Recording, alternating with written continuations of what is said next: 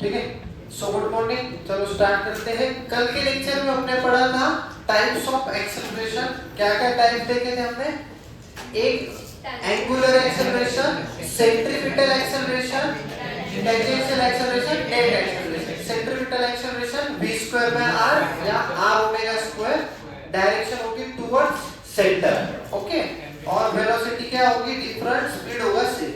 Tangential acceleration में r alpha d mod v by dt, change in speed with respect to time, ठीक है। और वो आया था r अल्फा, वेलोसिटी स्पीड दोनों बदलेंगे, डायरेक्शन होगी टेंजेंशियल, ठीक है। और नेट एक्सेलरेशन क्या होगा? Under root at square plus ac square. उसके बाद एक क्वेश्चन किया था, आज उसी टॉपिक पे ये सेकंड क्वेश्चन हम करने जा रहे हैं, ठीक है। तो ट्राई करेंगे सब लोग। तो first v v equal to r omega, v r कितना है हमारा? 2 ओमेगा है 2t, तो v equal to 4t, time कितना है? 3 सेकंड, तो v आ जाएगा 12 मीटर पर सेकंड। ये हो गया पहला, ठीक है इतना। फिर v हो जाने के बाद अल्फा निकालना है, तो अल्फा के लिए आप क्या करते हैं? d ओमेगा बाय dt, तो d ओमेगा बाय dt कितना आ जाएगा? 2, तो अल्फा आ जाएगा 2 रेडियन पर सेकंड स्क्वायर। ये फिर हमें निकालना है AC, तो AC कितना होता है? r ओमेगा स्क्वायर, बराबर। r कितना है? 2, ओमेगा कितना है? 2t का होल स्क्वायर, 2t का होल स्क्वायर, तो कितना होगा? 4 और 2 8t स्क्वायर, t कितना है? 9, तो 72 आ जाएगा ये। हां, a नेट मत निकालना, बड़ा आ जाएगा। आते सर आ गया क्या? चलो अच्छी बात है। तो और 80 कितना है फिर हमारा? r अल्फा, r कितना है हमारा?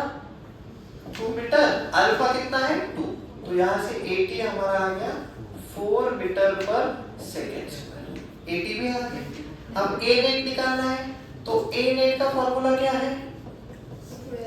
Under root ac square plus 80 का स्क्वायर, तो under root ac square, ac कितना है? 72 का स्क्वायर प्लस 4 का स्क्वायर, तो ये कर लेना जो भी है 20 रूट 30, ठीक है।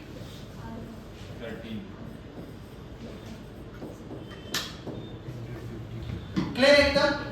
फॉर्मूला लगाना है बस। चलो हो गया, चलो आगे बढ़ते हैं। सबसे इंपॉर्टेंट यूनिफॉर्म सर्कुलर मोशन और नॉन यूनिफॉर्म सर्कुलर मोशन, इसके बीच का डिफरेंस हमें पता होना चाहिए, ठीक है। तो यूनिफॉर्म सर्कुलर मोशन का क्या मतलब है? जैसे मैं यहाँ डायग्राम बताता हूँ, तो हर जगह पे स्पीड क्या होता है? कांस्टेंट v, और ये v, ठीक है। जैसे फैन हमने स्टार्ट किया, तो फैन देखो एक ही स्पीड से घूमता है, तो वो क्या है? Uniform circular motion. और जैसे ही हमने फैन का बटन बंद कर दिया, तो कौन सा यूनिफॉर्म होगा? Non uniform circular motion. क्यों? क्योंकि स्पीड देखो कम कम कम चेंज होना स्टार्ट हो जाएगा, ठीक है। इसलिए यहाँ पे देखो स्पीड क्या है हमारा? कांस्टेंट। वेलोसिटी क्या है? चेंज। क्यों? डायरेक्शन की वजह से चेंज हो रहा है, ठीक है। अब AC क्या होगा? नॉट इक्वल टू 0 होगा ना। कैसे? क्योंकि AC क्या है हमारा? v square by r, v भी कुछ है r भी कुछ है, लेकिन 80 क्या है? 80 क्या है? 0। कैसे? 80 का फॉर्मूला r अल्फा मत याद रखना, 80 का फॉर्मूला आया आपको d mod v by dt, change of speed with respect to time. और यहाँ स्पीड क्या है? तो चेंज ही नहीं हो रहा है, तो उसका डिफरेंशिएशन 0। तो ऐसे याद रखो, 80 क्या होगा आपका? d mod v by dt, और ये चीज तो क्या है आपकी? कांस्टेंट, तो 0 आ जाएगा। तो अंडर रूट a नेट क्या होगा? ac स्क्वायर प्लस 80 स्क्वायर, 80 तो क्या है? 0। तो यूनिफॉर्म सर्कुलर मोशन में 80 0 होगा, AC नॉट इक्वल टू 0 होगा। यही इसी से 2-4 मोशन बन जाएंगे, ठीक है। उस तरह नॉन यूनिफॉर्म सर्कुलर मोशन, तो क्या होगा? हर जगह पे स्पीड क्या होगा आपका? v2 v3 v4, ठीक है। तो स्पीड क्या है आपका? चेंज हो रहा है, स्पीड बदल रहा है, तो वेलोसिटी भी बदलेगी। AC तो वैसे भी नॉट इक्वल टू 0 है, बस यहाँ पे 80 भी क्या आएगा? नॉट इक्वल टू 0, क्योंकि d mod v by dt, speed आपका बदल रहा है। तो 80 ए नेट का है under root AC square plus 80 square. ठीक है, very easy. Uniform circular motion में स्पीड होगा कांस्टेंट, वेलोसिटी होगी चेंज, AC होगा नॉट इक्वल टू 0, AT होगा 0। सो A नेट बराबर क्या हो जाएगा AC। और नॉन यूनिफॉर्म सर्कुलर मोशन में AT AC दोनों नॉट इक्वल टू 0, क्योंकि स्पीड भी बदल रहा है, वेलोसिटी भी बदल रही है। तो A नेट कितना आ जाएगा under root AC square plus AT square. और नॉन यूनिफॉर्म सर्कुलर मोशन में हर पॉइंट पे स्पीड क्या होगा चेंज, और यहाँ पे हर पॉइंट पे स्पीड क्या होगा सेम, है ना, कांस्टेंट। जैसे यहाँ पे v हर जगह सेम होगा। क्लियर है? ये स्लाइड बहुत इंपॉर्टेंट है। क्लियर? चलो लिख लेंगे। ये त्रिशूल आपको फर्स्ट सेमेस्टर में पढ़ने का मौका मिलेगा। अभी सर आपको बताएंगे नहीं कि कैसे सॉल्व करते हैं, बड़ा है तो कैसे सॉल्व करते हैं वो आप इंजीनियरिंग के मतलब IIT बॉम्बे का फर्स्ट सेमेस्टर उसके ऊपर होता है, how to solve Schrodinger equation. तो मस्त नींद आएगी एकदम। सुबह सुबह क्लास होता है 8:30 बजे।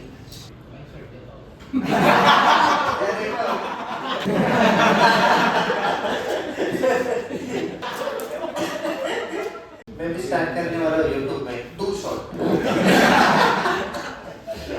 मतलब एक ही चैप्टर 2 पार्ट में हम करेंगे। तो ठीक है, करें मतलब आगे बढ़े।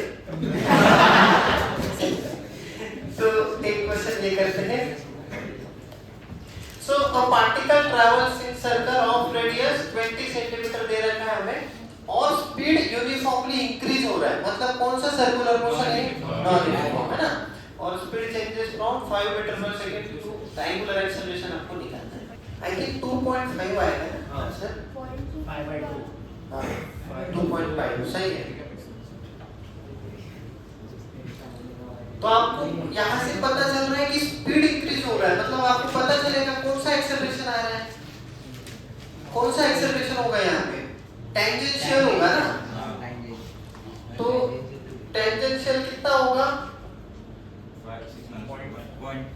0.5। कैसे निकालेंगे? dv/dt delta v by delta t। तो चेंज इन कितना होगा? 6 - 5 बाय टाइम कितना है 2। तो a कितना आया टेंजेंशियल एक्सेलरेशन 1/2 मीटर पर सेकंड स्क्वायर। और आपको ये भी पता है कि टेंजेंशियल कितना होता है r अल्फा। तो at कितना है हमारा 1/2, r कितना है 20 सेंटीमीटर, मतलब 100 से डिवाइड करना पड़ेगा इक्वल। तो ये जाएगा कितने से 5 उतर गया, अल्फा इक्वल टू 5/2। सॉल्व करेंगे, अल्फा आ जाएगा 2.5 रेडियन पर सेकंड। ये था जे इमेज का क्वेश्चन। ठीक है। A car is moving in circular path of radius 500 meter with speed 30 meter per second. If speed increases at rate of 2 meter per second square, find radial and tangential acceleration. क्या हाँ 2 हो जाएगा बराबर। हाँ radial मतलब centripetal हो जाएगा। हाँ 1/2 v स्क्वायर समझ रहे हो ना? 2 से बढ़ रहा है तो AT ही आपका कितना है यहाँ पे 2 मीटर पर सेकंड स्क्वायर। और AC कैसे निकालोगे? v square by r। v कितना है हमारा 30 का होल स्क्वायर बाय r कितना है 500। तो ये हो जाएगा 900 बाय 500। तो कितना है 9/5। तो AC कितना है? रेडियल मतलब ये सेंट्रीपिटल, कल ही बताया था मैंने आपको, है ना। Electric fan has blades of 30 centimetre length. If fan rotating at 1200 RPM, acceleration निकालना है। ठीक है, कौन सा एक्सेलरेशन है होगा यहाँ पे? AT की AC? AC होगा। AT क्या होगा यहाँ पे? फैन है ना, नॉर्मल स्पीड से घूम रहा है, स्पीड बदल ही नहीं रहा। तो ओमेगा कितना दिया है 1200 आरपीएम। तो हम क्या करते हैं इधर 1200 into पाई बाय 30, ये 0 हो गया 40 पाई।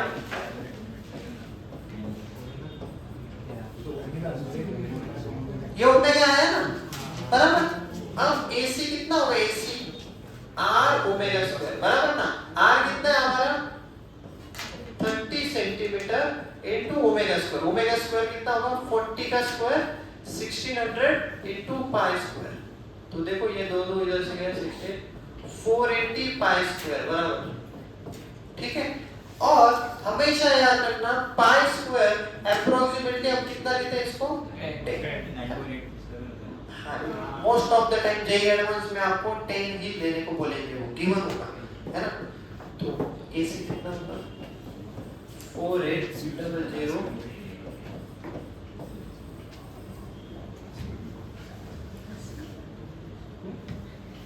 कुछ डाउट होगा तो पूछो। क्लियर एकदम, चलो बढ़े आगे। तो ये तो बेसिक है। जैसे s = ut + half at square, उसी तरह theta = omega initial t + half alpha t square, है ना। ये साइड बाय साइड कंपेयर करते चलो। इसमें क्या लिखेंगे v = u + at, उसी तरह omega final omega initial equal, ठीक है। ये क्या होगा s = ut + half alpha half at square, है ना। और ये कितना होगा v स्क्वायर 2as। और जिस तरह वहां पे एक्सेलरेशन यूनिफॉर्म होना चाहिए, उसी तरह यहाँ पे एंगुलर एक्सेलरेशन सबसे, ठीक है। और ये तो पता ही है, देखते चलो। एवरेज कितना स्कोर करना है 60 to 70 40%। डिसेंट अगर आपको बस आईआईटी जाना है तो मिनिमम 40% चाहिए। 40% में ऐसा होगा कि आप आईआईटी जाओगे। कौन सा आईआईटी जाओगे ये नहीं बोलोगे, लेकिन फिक्स है अच्छा आईआईटी जाओगे। पहले 10 आईआईटी में आप जा सकते हो 40 में। 60 to 70 में बॉम्बे में। हाँ 50% में आओगे तो टॉप 5 आईआईटी आपकी फिक्स हो जाएगी विद बैड ब्रांच। मतलब ब्रांच थोड़ी गंदी मिलेगी, लेकिन इतना कुछ मैटर नहीं करता ब्रांच का 50%। और थोड़ा सा और बढ़ते जाएगा तो आपका ब्रांच इंप्रूव होता जाएगा, बस बाकी कुछ इतना फर्क नहीं पड़ता। और सारे ब्रांच आईआईटी में इक्वल होते हैं, ठीक है। सारे ब्रांच एकदम इक्वल होते हैं, लेकिन डिफरेंट कॉलेज के ब्रांच इक्वल नहीं होते। आईआईटीज में भी डिफरेंट ब्रांच, जैसे मेरा एक दोस्त था ना, उसको बॉम्बे में मिल रहा था मेटलर्जी, उसकी रैंक आई थी कुछ, तो बॉम्बे में मेटलर्जी मिल रहा था, लेकिन उसको चाहिए था कंप्यूटर साइंस, तो वो चला गया एकदम पिछले वाला आईआईटी गोवा वगैरह में चला गया, ठीक है। उसको लगा सीएस है ब्रांच में पैसा मिलेगा, तो 4 साल। तो सीएस पढ़ने में भी डिफिकल्ट है, बहुत मेहनत लगती है। तो 4 महीना उसने कोडिंग जावा एंड्रॉइड पता नहीं क्या क्या चीजें की है, और प्लेसमेंट हुआ कुछ 16-17 ऐसा 20 के अंदर ही पैकेज मिला उसको। और उसकी opposite IIT Mumbai metallurgy last branch है आईआईटी मुंबई की मेटलर्जी, तो कुछ नहीं पढ़ना है आपको, 4 साल एकदम मजे करने हैं, फेस्टिवल एंजॉय करना है, कभी कभी मुंह दिखाना है टीचर को, ऐसे काम करने हैं। फिर भी एवरेज पैकेज 22-23 में है, 22-23 आराम से। तो आप देखो उधर का सीएस और इधर का मेटल, तो कॉलेज चेंज करोगे तो मैटर होगा, बाकी ब्रांच नहीं चेंज होती।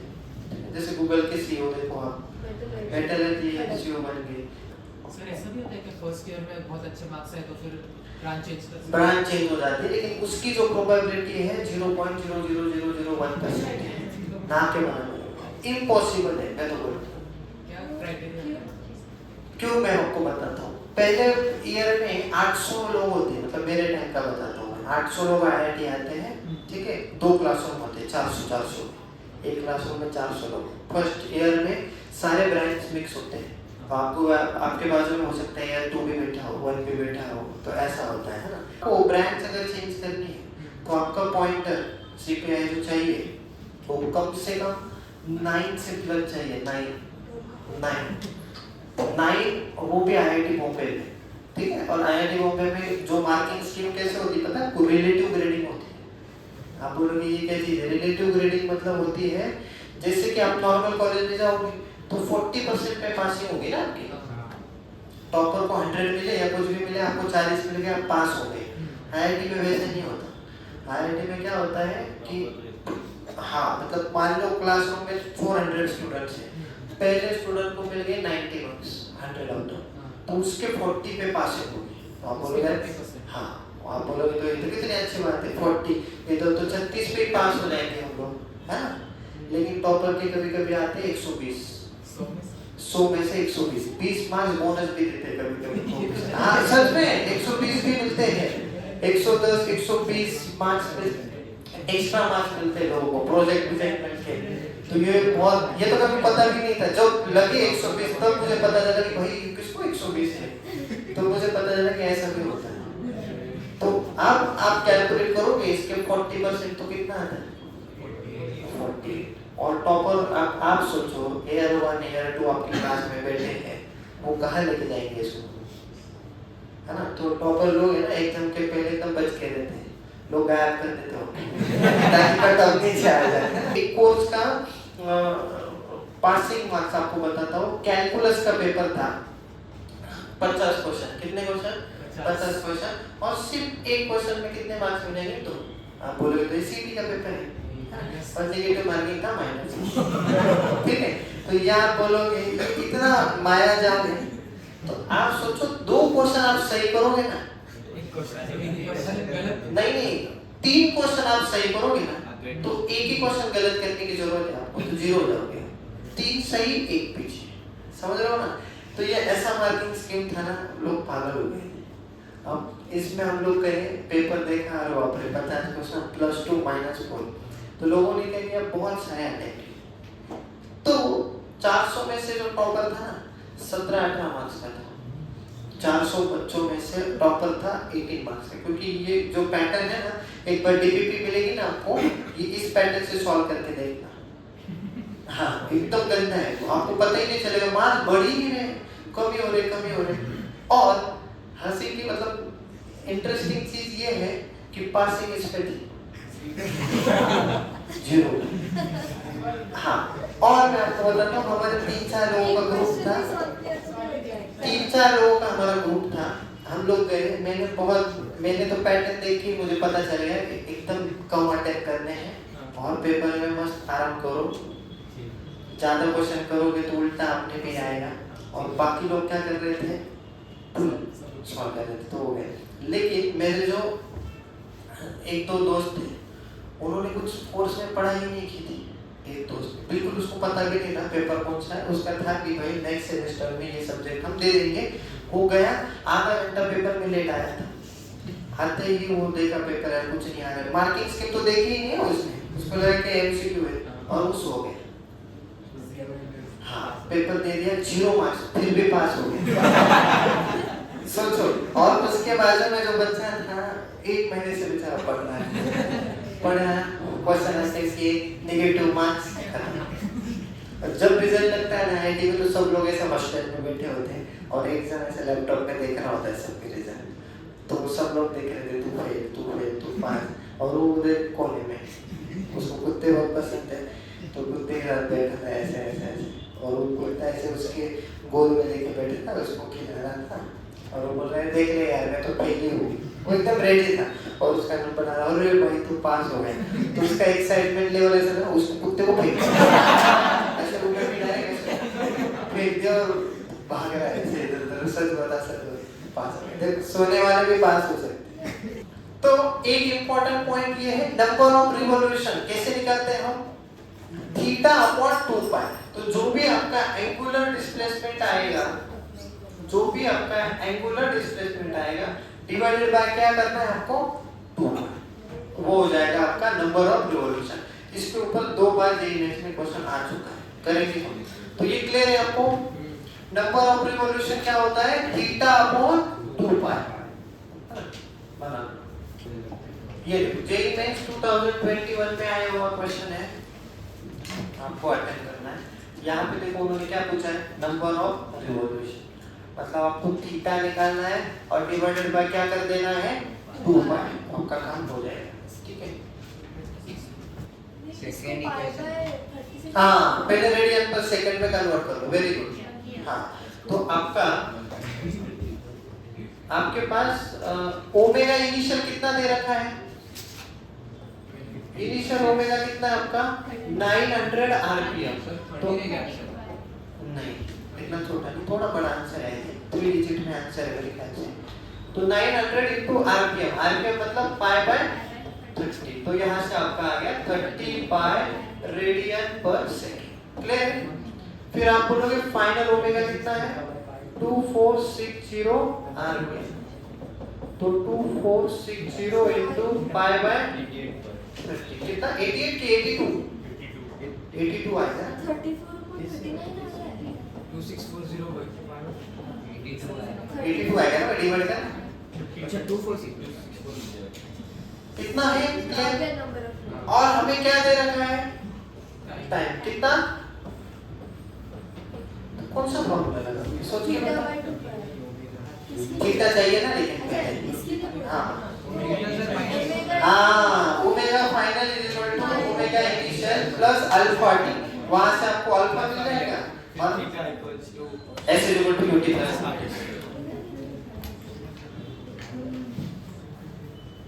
तो जब भी क्वेश्चन आएगा ना दिमाग में ऐसे रोड मैप बना लो कि पहले ये करना है फिर ये करना है ये करना है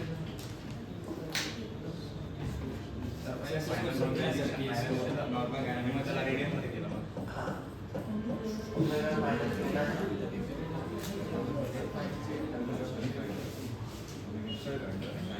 अल्फा 2 आ रहा है अल्फा 2 नहीं आएगा ना पाई में कितना आएगा नहीं भाई 26 पाई आएगा ना टाइम 26 है अच्छा टाइम 26 सॉरी मैंने 2 ले लिया हाँ तो ये कितना हो गया 52 बाय 26 2 पाई अल्फा आ गया आपका 2 पाई रेडियन पर सेकंड अब क्या लगाओगे second theta equal to omega initial t plus half alpha t omega initial कितना है 20 पाई अल्फा थीटा 26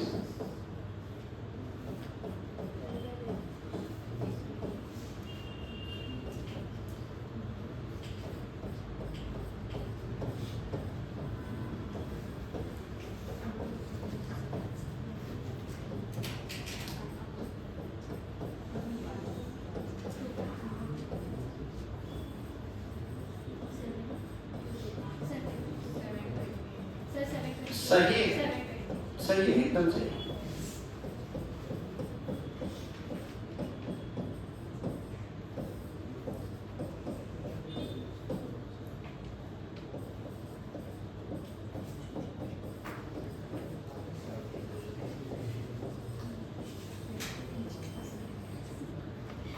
ठीक है और एक छोटी सी टिप्स है आपको कि जेई एडवांस में जो भी कैलकुलेशन करना सबसे लास्ट स्टेप पे आपका कैलकुलेशन होना चाहिए मल्टीप्लिकेशन डिवाइड जो भी करना है आपको उसके पहले आपको बिल्कुल कुछ नहीं करना है हो सकता है लास्ट तक सब कट हो जाए है ना तो पहले ही कुछ नहीं करना है हाँ एक बार देख लेते हैं 200 सही है तो अल्फा कितना आया 4 पाई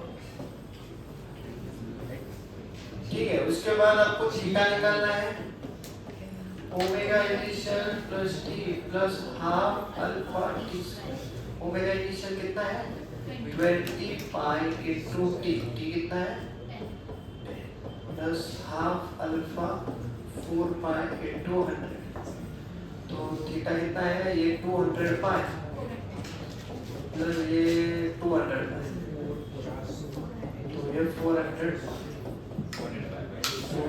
नंबर ऑफ रिवॉल्यूशन आ जाएगा आपका थीटा अपॉन तो 400 अपॉन 2 पाई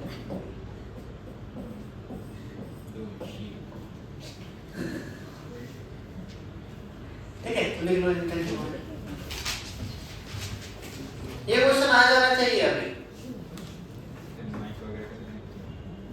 माइक तो वायरलेस असतो तो इथे लावलाय इथे जर माइक तो लावला तर डबल व्हॉइस येईल माझा इथे एकदा रेकॉर्ड होईल परत त्या स्पीकर मध्ये तर डबल ऐकायला येईल सर्क्युलर मोशन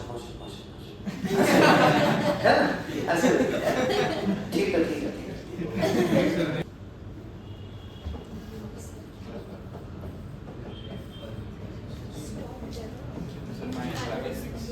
माइनस 6 सही है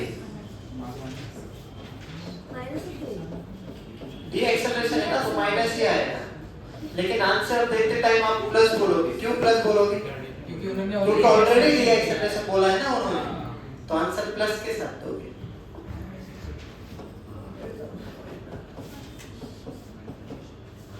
टाइम दिया है ना, तो ये तो टेंशन नहीं। ओमेगा फाइनल हो जाएगा 0, इनिशियल हो जाएगा 25, अल्फा निकालना है। टाइम कितना डालोगे? 5/6 120।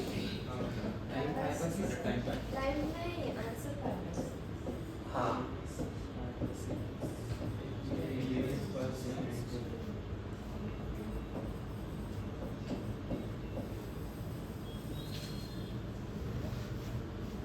ठीक है।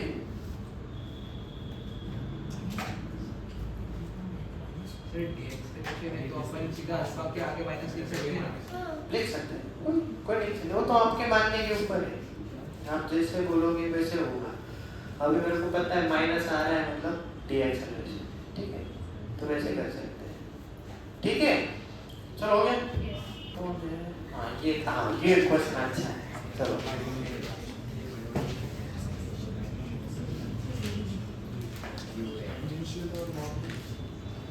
A particle moves with deceleration along circle of radius r so that ऐसा कोई मूवमेंट है जहाँ पे टेंजेंशियल और नॉर्मल एक्सेलरेशन क्या होगा? इक्वल। कुछ नॉर्मल मतलब सेंटीमीटर।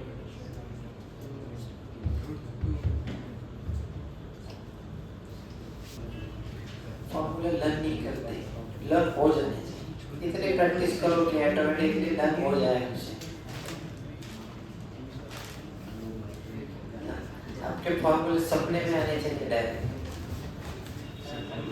संगीत में आना चाहिए। tan थीटा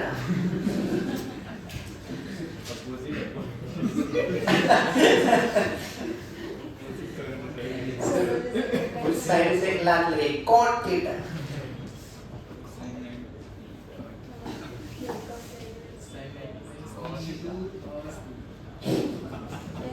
झोंकूंगे बेटा।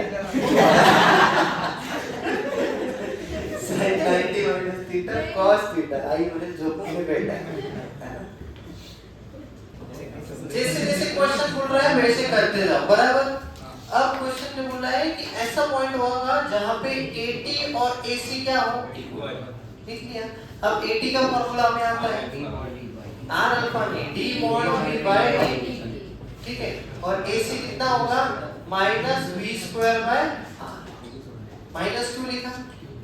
ठीक है, फिर ये कितना होगा? इंटीग्रेशन dv by dt है ना, तो एक्सेलरेशन को हम, ये तो एक्सेलरेशन है बराबर at, तो इसको हम ऐसे भी लिख सकते हैं ना v dv by dx, क्योंकि उन्होंने हमें किस टर्म में पूछा है? s डिस्प्लेसमेंट के टर्म है ना, t को मत इन्वॉल्व करो। तो v dv by ds minus v square bye, तो एक v कट हो जाएगा ना, तो dv by v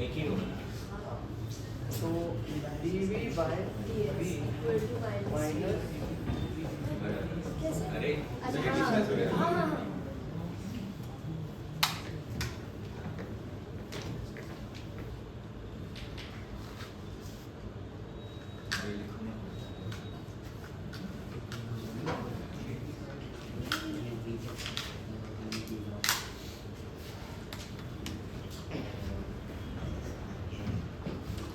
तो dv by v is equal to minus ds by dr, तो dv by v का इंटीग्रेशन ln v पता है ना, क्या आ जाएगा? ln v is equal to,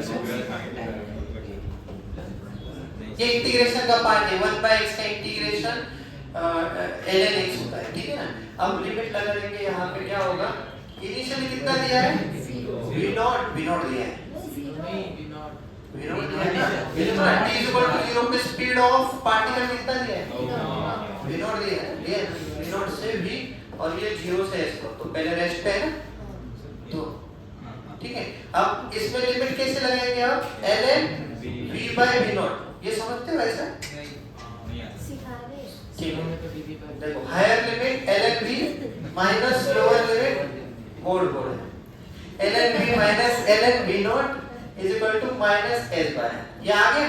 अब दो लॉग्स सब्ट्रैक्ट हो रहे हैं तो डिवाइड हो गया, इसलिए वो डायरेक्ट लॉग में लिमिट ऐसे डालते हैं, ठीक है ना। तो ln v by v not minus s by r। अब ln को हटाना है तो क्या होगा? e चला जाएगा, तो v equal to v not e की पावर माइनस h बाय, यहाँ से v इक्वल टू क्या है, v नॉट e की पावर, ठीक है ऐसा कोई ऑप्शन? हाँ ये करो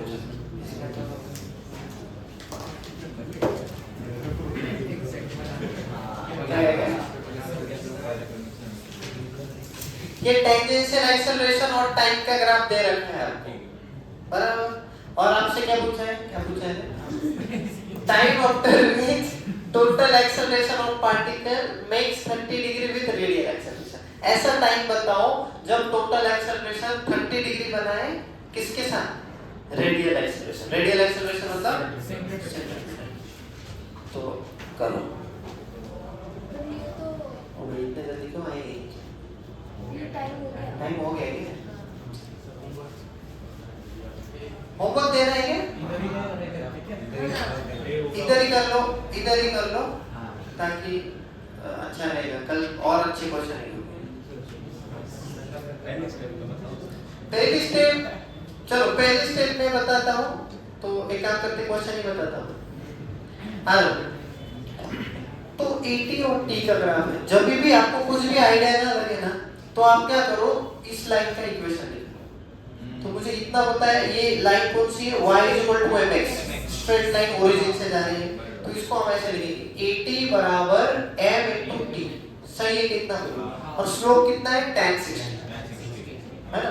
तो AT आ जाएगा हमारा √3, कितना आ गया हमारा, तो हमें खेलने के लिए कुछ मिल गया।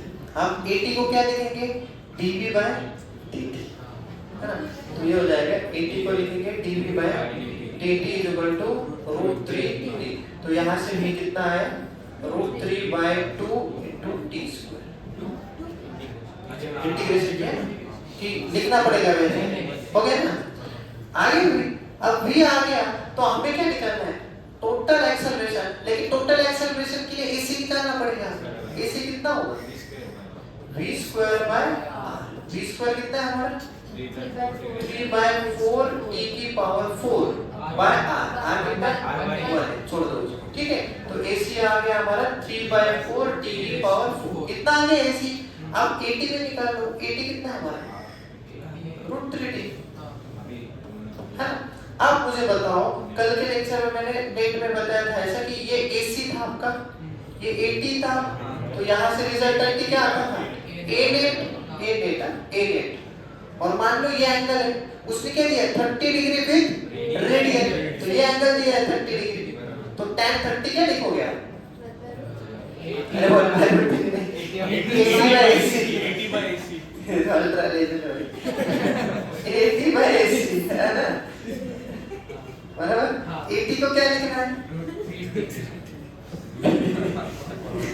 और AC कितना होगा,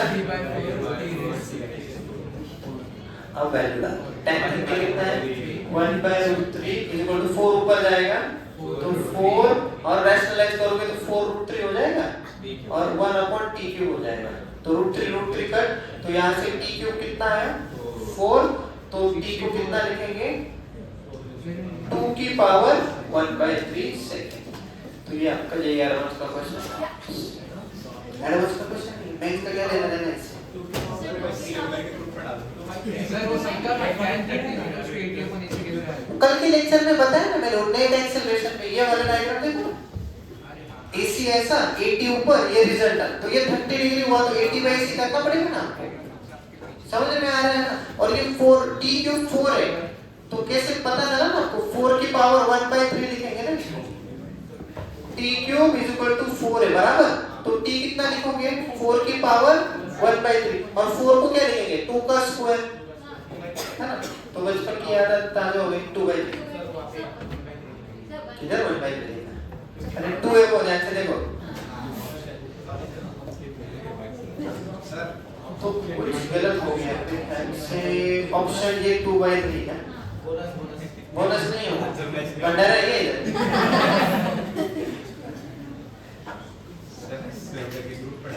कौन सा ग्रुप में, और क्या क्या डालना है ग्रुप में बताओ, पूरा कैसे डाल सकता हूँ। तो क्वेश्चन समझाइए, थोड़ा सा डिफिकल्ट था, लेकिन जरूरी है ऐसे क्वेश्चन करने की भी आपको आदत होनी चाहिए, तभी तो आप कर पाओगे। हाँ कल देखो, कल से हम डायनामिक्स पढ़ने वाले, बहुत मजा आएगा कल, है ना? वैसे तो मजे देता ही हूँ, कल और थोड़ा सा।